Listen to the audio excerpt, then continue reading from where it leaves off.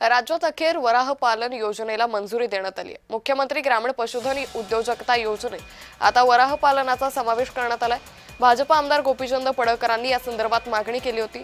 मंत्री नितेश राणेंनी वराह पालनास प्रोत्साहन देण्याचं आवाहन केलं होतं। वराह खरेदीसाठी शासन 50 ते 75% पर्यंत अनुदान देणार आहे। कुक्कुटपालन आणि मेंढी पालनाप्रमाणे वराह पालनासाठी ही 4% व्याज सवलत मिळणार आहे।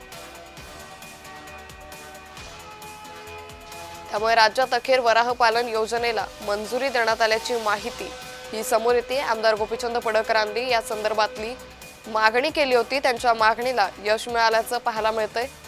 तर मंत्री नितेश राणेंनी वराह पालनास प्रोत्साहन दिलं होतं। त्याचप्रमाणे आता वराह खरेदीसाठी शासन 50 ते 75% पर्यंत अनुदान देणार असल्याची माहिती।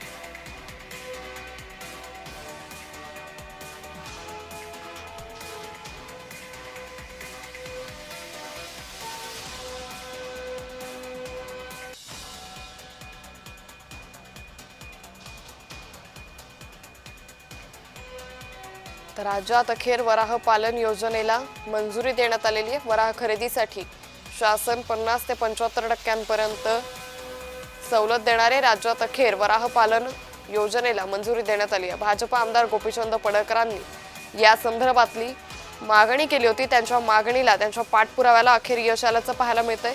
तर मंत्री नितेश राणेंनी या योजनेला प्रोत्साहन दिलं होतं।